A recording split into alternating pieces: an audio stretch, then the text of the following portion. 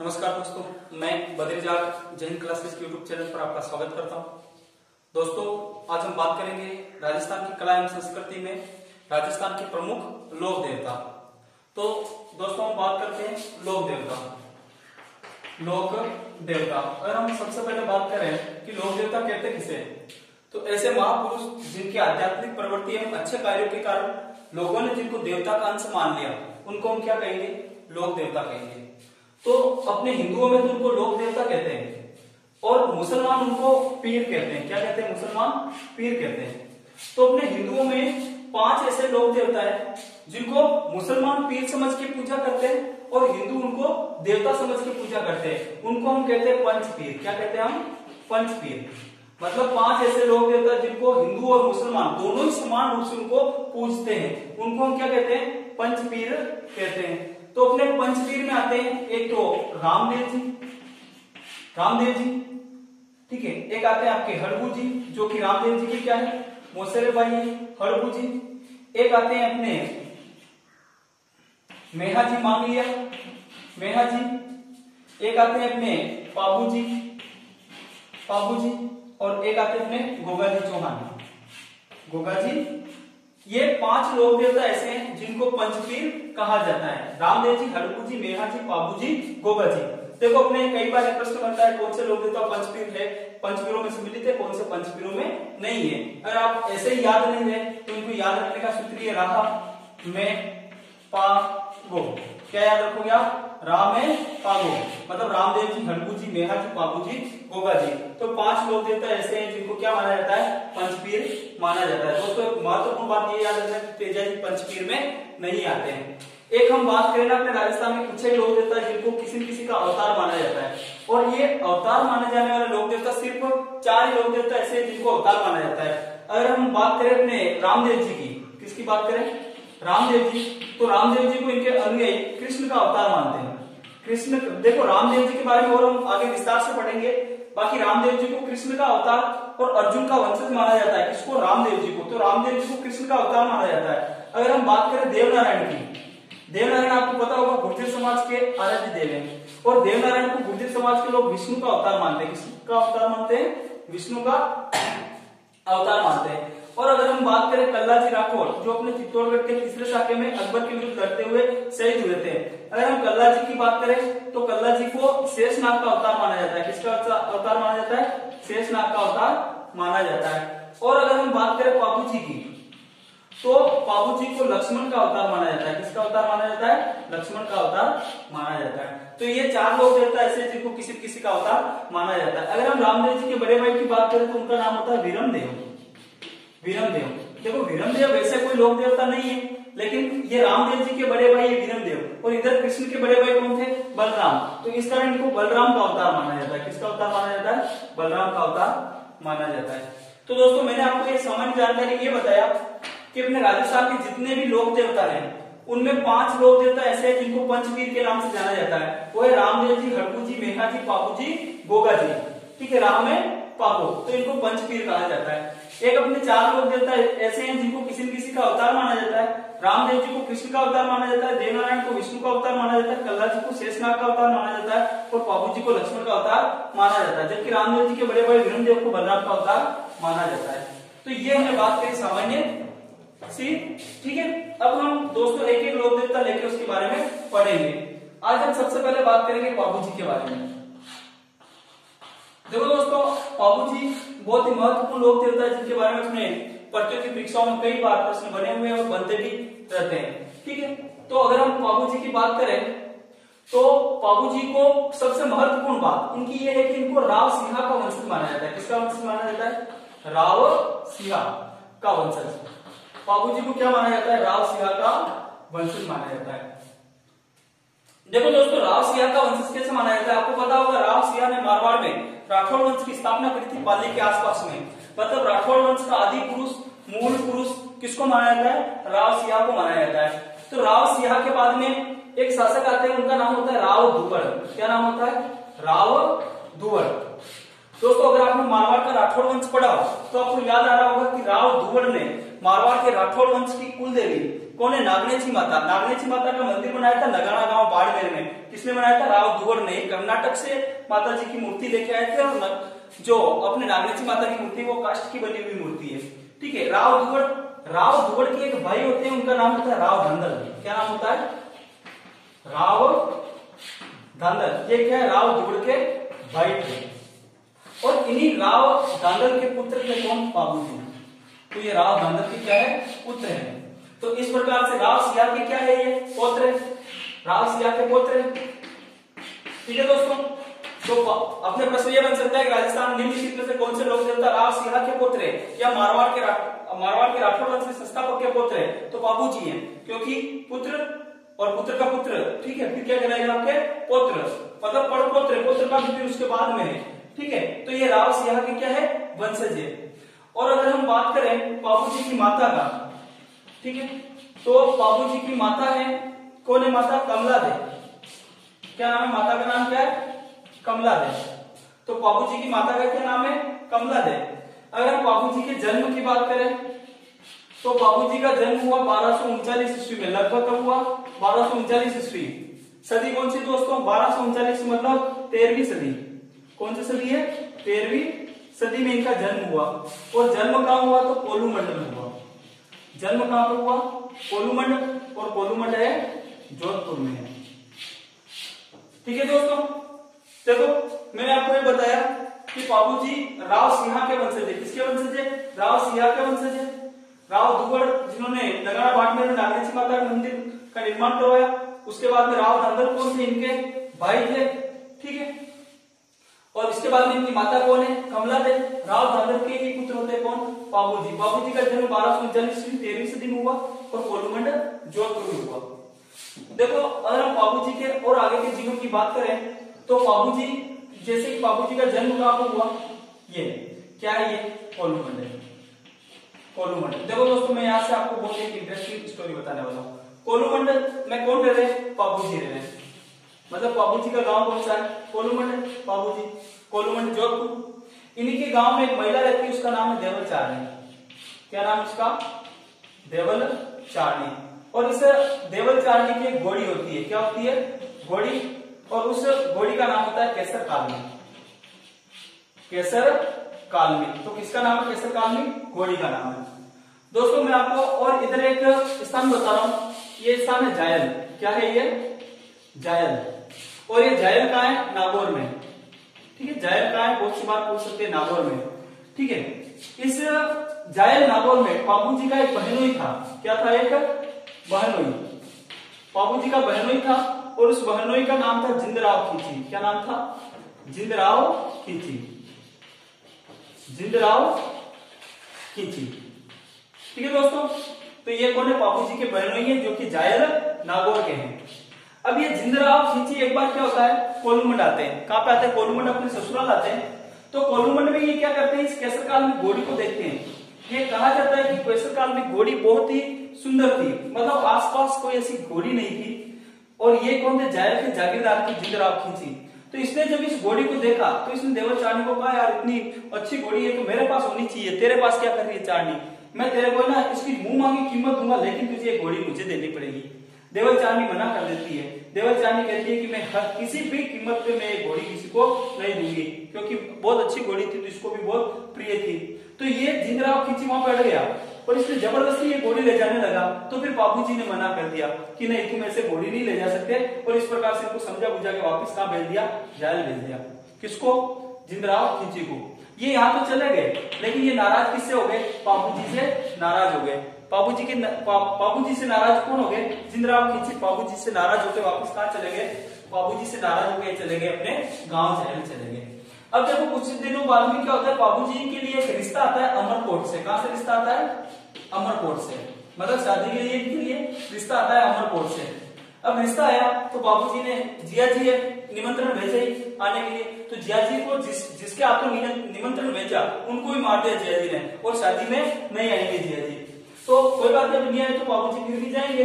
अमरकोट से इनके लिए रिश्ता आया था अमरकोट के सूरज सिंह सोढ़ी। सूरज सिंह सोढ़ी नहीं, रिश्ता सूरज सिंह सोढ़ी का नहीं है। सूरज सिंह सोढ़ी के लिए नहीं आए, इनके पुत्री थी और उस पुत्री का नाम था सुप्यारदे। क्या नाम है? सुप्यारदे, या इसी का नाम मिलता है फूलमदे। फूलमदे मतलब इनका रिश्ता किसके लिए आया? सूरज सिंह सोढ़ी, अमरकोट। अमरकोट वर्तमान पाकिस्तान में, मतलब इनके लिए रिश्ता है अमरकोट से सूरज सिंह सोढ़ी की पुत्री सुप्यारदे का। ठीक है, अब बाबूजी और इनकी क्या हो जाएगी? शादी होगी। तो बाबूजी अब कोलूमंड से बारात लेके जाएंगे कहाँ पे? अमरकोट। बारात लेके जाएंगे तो आपको भी पता है बारात में तो क्या है, बारात सस्ती है, उसमें तो घोड़ी बैंड बाजे सब होते हैं। तो बाबूजी को भी क्या चाहिए अपनी बारात के लिए? तोरण बांधने के लिए घोड़ी चाहिए। अब घोड़ी चाहिए, बाबूजी भाई तोरण ससुराल जा रहे हैं, सबसे अच्छी घोड़ी ले जाएंगे और इनके तो गांव में सबसे अच्छी घोड़ी है केसर कालनी। बाबूजी ने कहा देवर चाहनी को कि यार शादी करने जाना है, घोड़ी देगी क्या? केसर कालनी का यस बिल्कुल ले जाओ, घोड़ी मिल जाएगी। अब केसर कालनी ने घोड़ी किसको दे दी? बाबूजी को घोड़ी दे दी। जब इस बात का पता चला किसको? जिंदराव खिंची को, कि देवल चारणी ने मेरे को तो घोड़ी के लिए मना कर दिया और मेरे साले मतलब बाबूजी को क्या दे दी? घोड़ी दे दी। तो ये बाबूजी तो घोड़ी लेके चले गए कहाँ पे? अमरकोट शादी करने के लिए। लेकिन ये जिंदराव खिंची पीछे से आता है कहाँ पे? कोलूमंड में। बारात चलेगी उसके बाद में कोलूमंड में आता है और इस देवल चारणी के पास में होती है बहुत सी गायें। तो ये जिंदराव खिंची क्या करता है? देवल चारणी की गायें लेके चला जाता है और देवल चारणी की गायें लेके चला जाता है तथा देवल चारणी को कहता है कि अगर तेरे को तेरी गायें चाहिए ना तो तू बाबूजी को घोड़ी देके भेज देना, केसर काल में घोड़ी देके भेज देना, तू तेरी गाय ले आना, गाय मिल जाएगी, बाकी गाय नहीं मिलेगी। अब ये देवल चारणी क्या करे बेचारे, अकेली महिला। ठीक है, अब ये देवल चारणी रोते रोते जाती है कहाँ पे? अमरकोट में जाती है। अमरकोट में क्या हो रहा है? बाबूजी की शादी चल रही है, मंडप सजा हुआ है, फेरे चल रहे हैं। ठीक है, फेरे भी कितने? 3 साढ़े 3 हो गए, चौथा फेरा चल रहा है। ठीक है, चौथा फेरा चल रहा है। जैसे ही चौथा फेरा खत्म हुआ, मतलब आगे फेरे और फैलने लगे और इतने में आ जाती है कौन? देवल चारणी आके चौनी में खड़ी हो जाती है और देवल चारणी कहती है रुक जाओ, तुम्हारा बहनोई मेरी क्या लेके चला गया है? गाय लेके चला गया है। और गाय इसलिए लेके गया कि तुम मेरी घोड़ी लेके आए और मैंने उसको घोड़ी नहीं दी थी, इसलिए वो मेरी गाय लेके चला गया। अब तुम्हें मेरी क्या लानी पड़ेगी? गाय लेके आओ मेरी वापस। बाबूजी ने कहा यार भाई मैं आधा भी आया रह दूंगा, ठीक है, मेरी शादी पूरी होने दे, उसके बाद मैं तेरी गाय लाके दे दूंगा। लेकिन नहीं, देवल चारणी ने कहा नहीं, मुझे मेरी गाय अभी चाहिए पूरी, मतलब मानी ही नहीं। तो बाबूजी ने कहा चल ठीक है कोई बात नहीं, सबसे पहले तेरी गाय लाते हैं। तो बाबूजी 4 फेरों में ही अपनी शादी से बीच में ही उठ के जाते हैं कहाँ पे? अपने साथी होते हैं, चांदा, डेरा और हरजस, 3 साथियों के साथ में जाते हैं किससे? गाय छुड़ाने के लिए। जिंदराव खिंची से गाय छुड़ाने के लिए चले जाते हैं 4 फेरों में शादी बीच में छोड़ के। और ये जाते हैं कहाँ पे? देचू। देचू है जोधपुर। इस देचू जोधपुर में, जोधपुर नामक स्थान पे, देचू नामक स्थान पे जोधपुर में जिंदराव खिंची और बाबूजी के मध्य में क्या होता है? युद्ध होता है। और इस युद्ध में बाबूजी क्या होते हैं? वीरगति को प्राप्त, बाबूजी वीरगति को प्राप्त हो गए। तो देखो अपने ये प्रश्न ये बनता है कि राजस्थान के कौन से लोक देवता जो जिंदराव खिंची के विरुद्ध लड़ते हुए वीरगति को प्राप्त हुए? तो बाबूजी। किस जगह पे प्राप्त हुए? तो देचू जोधपुर में वीरगति को प्राप्त हुए। तो इस प्रकार से देवल चारणी की गायों को बचाते हुए किसने अपने प्राणों का उत्सर्ग कर दिया? बाबूजी ने कर दिया। तो बाबूजी की शादी कितने फेरों में हुई? बाबूजी की शादी 4 फेरों में हुई। किसके साथ हुई? सुप्यारदे के साथ हुई। तो देखो दोस्तों, और हम आगे बात करते हैं बाबूजी के बारे में, कौन कौन सी अपने परीक्षा की दृष्टि से महत्वपूर्ण बातें हैं। अगर हम बात करें तो पहली बात तो जो बाबूजी के अनुयायी हैं, तो बाबूजी ने कितने फेरों में शादी पूरी की? 4 फेरों में। तो राजस्थान में आज भी बाबूजी को मानने वाले 4 फेरों में शादी संपन्न करवाते हैं। आज भी इनके अनुयायी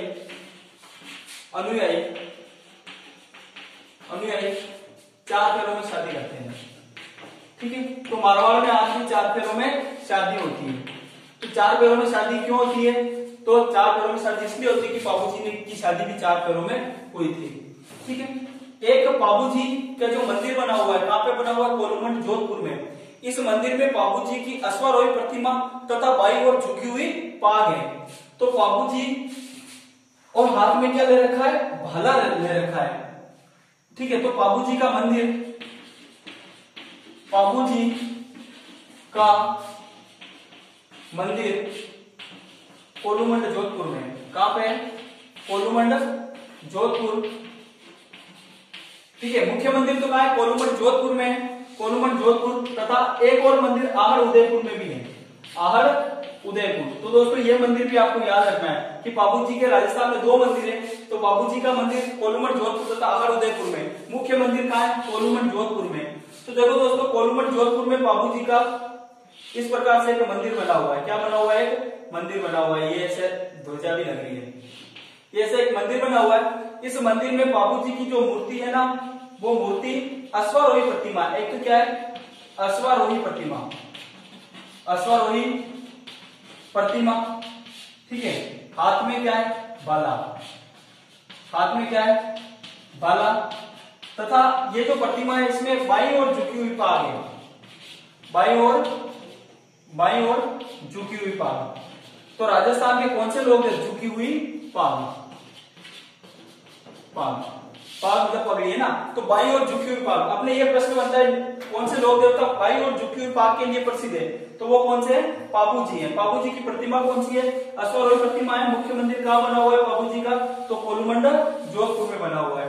और अगर हम बात करें जो बाबूजी के लिए किस लिए फेमस है, तो मारवाड़ में सर्वप्रथम सांडे लाने का श्रेय बाबूजी को जाता है। मारवाड़ में सर्वप्रथम सांडे लाने का श्रेय, सांडे या फिर को क्या कहते हैं? ऊंट लाने का श्रेय बाबूजी को जाता है, लाने का श्रेय, ठीक है। तो बाबूजी सर्वप्रथम मारवाड़ में सांडे या ऊंट लाए थे और इन्हें सांडे या ऊंट लाके इन्होंने दिए थे रायका जाति को। किसको दिए? रायका या इसको बोलते हैं रेबारी जाति। इनको इन्होंने ऊंट लाके दिए थे, ठीक है। और अगर हम इनकी बात करें, एक बाबूजी की फड़ का वाचन, मतलब जो बाबूजी की फड़ है वो सबसे लोकप्रिय फड़ है।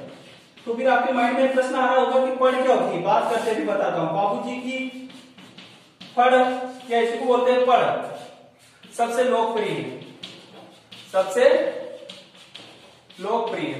तो दोस्तों अगर हम फड़ की बात करें ना, तो कागज पर जो देवी देवताओं के चित्र उकेरे जाते हैं उसको क्या कहते हैं? फड़ कहते हैं। फिर इन देवी देवताओं के जो भोपे होते हैं वो उन चित्रों को देख के इनकी जीवनियों को पढ़ते हैं, ठीक है। तो इनके फड़ का जो वाचन किया जाता है उनके भोपों के द्वारा किया जाता है। तो बाबूजी की फड़ एक तो राजस्थान में सबसे लोकप्रिय फड़ बाबूजी की है और इसकी फड़ का वाचन रावण हत्ता वाद्यंत्र से किया जाता है। किससे किया जाता है?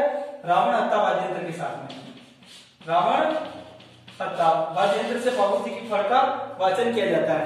एक जो थोरी जाति के लोग होते हैं ना, थोरी जाति के लोग बाबूजी की गाथा सारंगी वाद्य यंत्र के साथ गाते हैं। किसके साथ गाते हैं? सारंगी वाद्य के साथ गाते हैं। सारंगी वाद्य यंत्र के साथ में कौन गाते हैं? बाबूजी की गाथा थोरी जाति के लोग। और ये रावण यथा वाद्य यंत्र के साथ फड़ का वाचन करते हैं नायक या भील जाति के भोपे, नायक या भील जाति के भोपे, ठीक है। और अगर हम बात करें ना बाबूजी के बारे में, तो जो अपने रेबारी जाति के लोग माठ वाद्य यंत्र के साथ इनकी गाथा गाते हैं। कौन सा? माठ वाद्य यंत्र, माठ वाद्य यंत्र। तो देखो दोस्तों मैंने आपको इतनी बातें बताई बाबूजी के बारे में कि बाबूजी की फड़ का एक तो सबसे लोकप्रिय फड़ किसकी है? बाबूजी की है। बाबूजी की फड़ का वाचन रावण हत्ता वाद्य यंत्र के साथ नायक या भील जाति के भोपे करते हैं। एक थोरी जाति के लोग बाबूजी की गाथा सारंगी वाद्य यंत्र के साथ गाते हैं। बाकी जो बाबूजी का मेन वाद्य यंत्र रावण हत्ता है फड़ के लिए। लेकिन अगर आपके जाति विशेष आ जाए थोरी जाति, तो थोरी जाति के लोग सारंगी वाद्य यंत्र के साथ इनकी फड़ का वाचन करते हैं। और अगर हम बात करें रेबारी जाति, तो रेबारी जाति के लोग माठ वाद्य यंत्र के साथ इनकी फड़ का वाचन किया जाता है। तो ये हमने बात करी बाबूजी के और सामान्य जीवन के बारे में। और अगर हम बात करें बाबूजी के ऊपर रचना की बात करें ना, तो बाबूजी पर एक मोड़जी आसिया जिन्होंने बाबू प्रकाश नामक पुस्तक लिखी। किसने लिखी? मोड़जी आसिया। तो मोड़जी आसिया ने क्या लिखी? मोड़जी आसिया ने क्या लिखी? बाबू प्रकाश नामक पुस्तक लिखी, बाबू प्रकाश।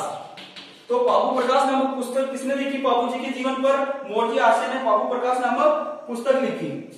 एक और अगर हम बात करें तो एक और इनकी पुस्तक आती है बाबू बत्तीसी। और इस बाबू बत्तीसी नामक पुस्तक की रचना की है रामनाथ कविया ने। किसने की? रामनाथ कविया। तो ये पुस्तक भी पाबू जी के जीवन से संबंधित है और उसका नाम क्या है? पाबूबतीसी। पाबूबतीसी का रचना करी थी रामनाथ कविया ने। और अगर हम बात करें तो पाबूजीरी बात, एक और पुस्तक और मिलती है पाबूजीरी बात, पाबूजीरी बात। और ये बाबूजी की बात, ये पुस्तक लिखी थी लक्ष्मी कुमारी चुंडावत ने। किसने लिखी? लक्ष्मी कुमारी चुंडावत, चुंडावत। ठीक है दोस्तों, तो आज ये हमने बात करी अपने राजस्थान के एक प्रमुख लोक देवता पाबूजी के बारे में। अब हम अगले वीडियो में और राजस्थान के महत्वपूर्ण लोक देवता के बारे में बात करेंगे। और अगर आपको ये जो मैंने भी आपको बताया अगर समझ में आया हो, मैं उम्मीद करता हूं कि आपको अच्छे तरीके से समझ में आ रहा होगा। और अगर आपको कोई भी सुझाव हो तो आप कमेंट करके बता सकते हो। ठीक है दोस्तों, धन्यवाद।